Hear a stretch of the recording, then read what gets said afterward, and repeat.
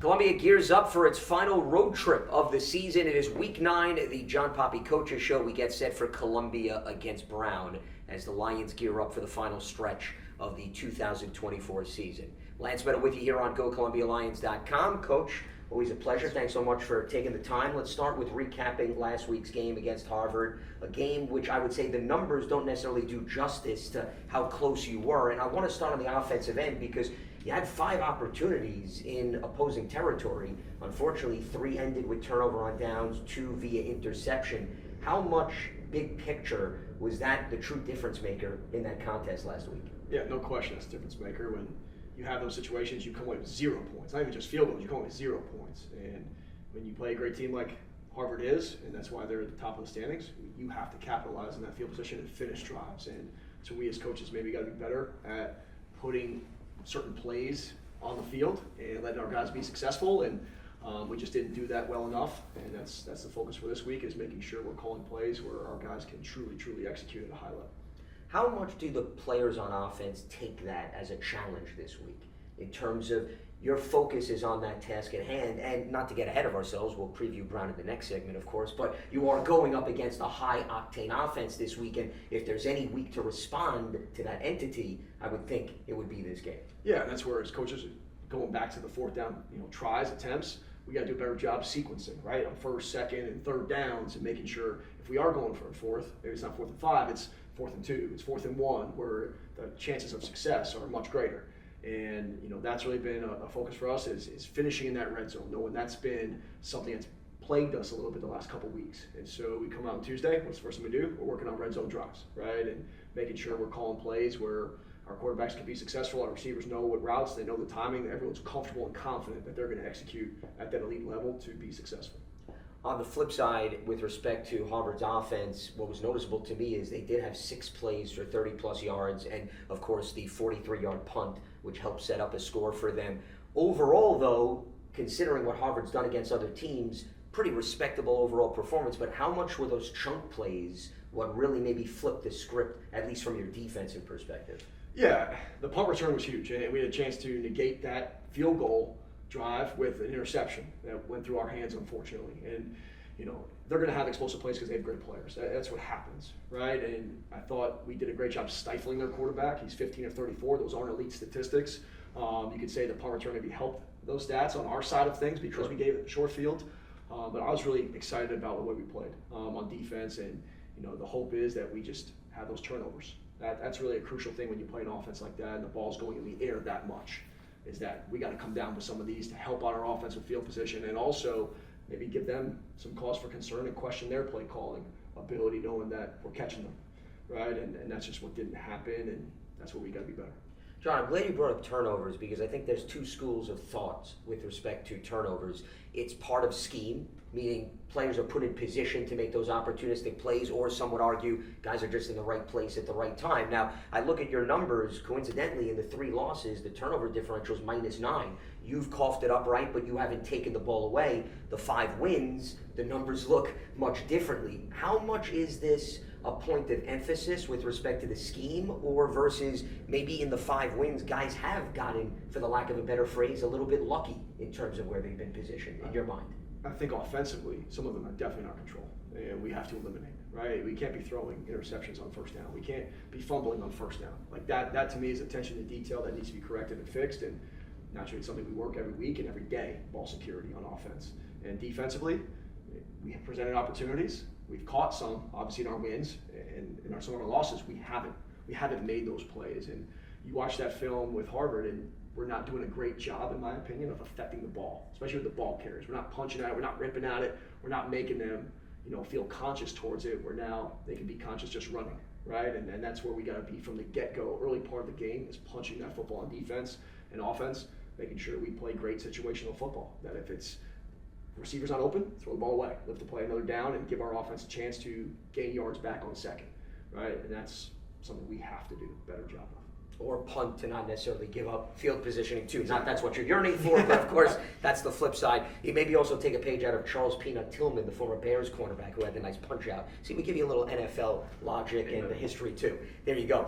On the defensive side of the ball, unfortunately, of course, a big part of this season, we've talked about injuries, but I want to highlight some of the guys that have stepped up because you've been very high on this linebacking core in particular.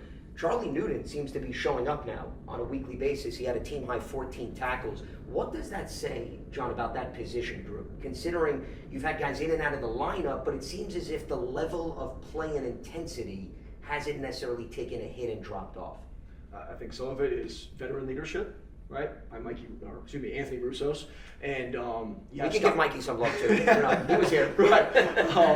Scott Rosati, Sean Riley, who are backups, but they provide leadership, they provide experience and scheme, and that's really helped Charlie. I think it's helped Jack Schmakowski become a real step up from where he was a year ago in terms of his understanding of the scheme and understanding when to make plays, and it's my time to be aggressive. I mean, he had an awesome TFL to start that game on a jet sweep where I think he took out 3 players with his aggressiveness and his angle. And so Coach Willie's done a great job. Coach Stovall done a great job as a former linebacker coach himself. And those guys are playing at an extremely high level because of just development and each other's awareness and holding each other accountable to one another. And that defense certainly will be put to the test this week against Brown. When we come back, we'll set the stage for the Columbia Lions and the Brown Bears, the final road trip of the season for the Lions. Lance Meadow with you here on GoColumbiaLions.com. We'll be back right after this.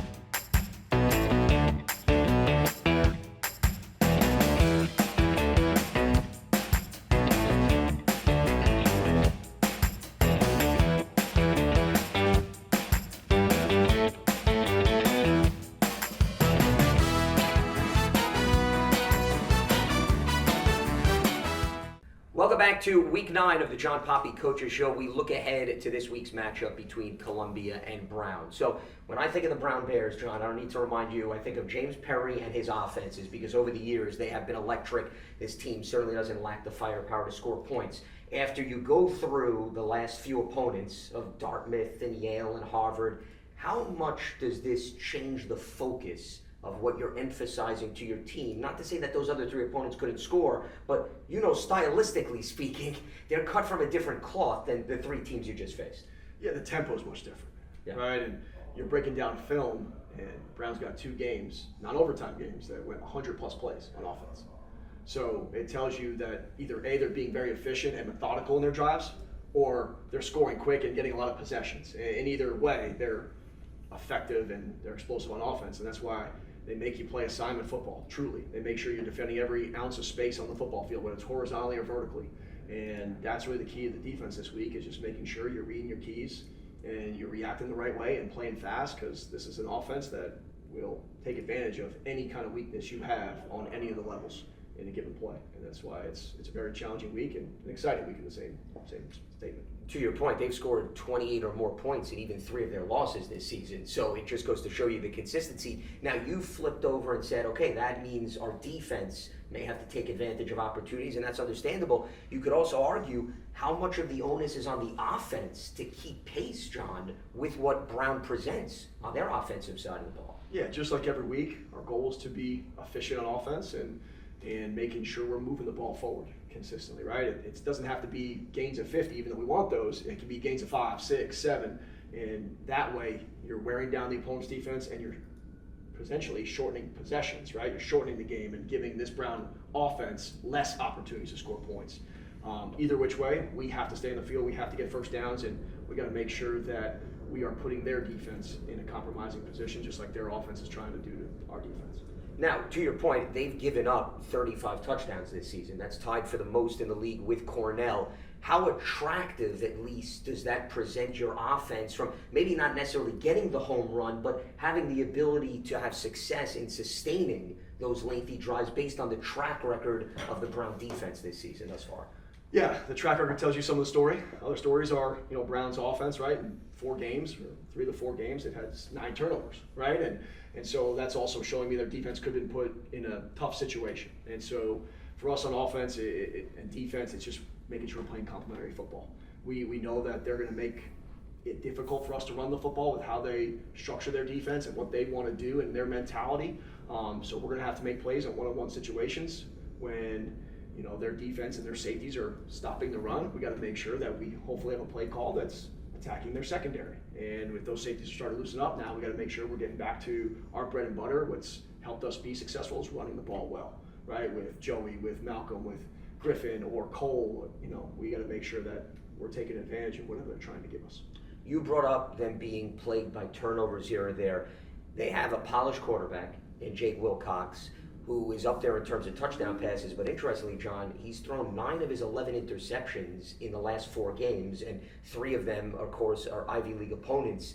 How much is that's the philosophy? They give the green light to their QB and they say, hey, take your chances, and therefore your secondary, to your point, really has to be aware on almost any play that he could easily go for the home run, even if they only need 1 yard to gain, essentially, is what I'm getting at. Yeah, it's hectic a little bit because of the ball can be thrown at any time, and it's also exciting if you're a defensive back this week because, okay, if I'm in position and they're going to take this one-on-one shot, I have a high probability that I can make a game-changing play, and that's the challenge that has been presented to our defensive backs, our linebackers, and that's what makes this quarterback so dangerous, is that he has complete confidence in his arm talent, he has complete confidence in his receivers, that he can fit a ball into any window. And that's the aggressive nature that I think Brown coaches with on offense, Coach Perry coaches with, that there is no play that can't be made. And that's what we have to do a great job of, is when we're in those situations, is make that play, not their guy. The fact that you're coming off a game, and this circles back to where we started, where you had to embrace the physicality of a Harvard team, a program you know very well, they're strong in the trenches. What does that maybe say about how prepared your team is to play different styles because of how they were able to stand their ground, especially the offensive line, which has been, unfortunately, battling with injuries this season? Yeah, I love the physicality we play with. I do. And that's a tough stretch going from Dartmouth to Yale to Harvard. Sure. And it might be one of the toughest stretches an Ivy schedule faces, right? And our guys have handled that extremely well. And we're grateful for the experience that our guys are getting, knowing that most of these guys are returning for another season with us, and that just provides value for the future and excitement for the future. And that future happens to be Brown this week, and we look forward to our fronts having another great game and helping us win. Yeah, I don't think anybody's questioning whether or not your boys have put it on their big boy pants, because I think they've proven that week in and week out based on the circumstances. One last one for you. I know you like to stay in the moment, but it is interesting that you do have 2 of the elite offenses in the next 2 weeks. I know we'll have our Week 10 version of this show to preview Cornell, but how much does Brown, even though they are different, maybe help set the tone for what lies ahead also with Cornell? Meaning it's a good tone setter for, I guess, the last 2 weeks of the season is what I'm getting at. Yeah, that's fair. And Harvard had kind of gone away from the run game a little bit. I think the way the game flow went, they started running the ball in the second half, but they were a throw first team, whereas I think Yale and Dartmouth are definitely run first teams. And I think Brown is in that mode, even though they want to be fast on offense and their quarterback has a lot of stats. They're still a physical downhill running team.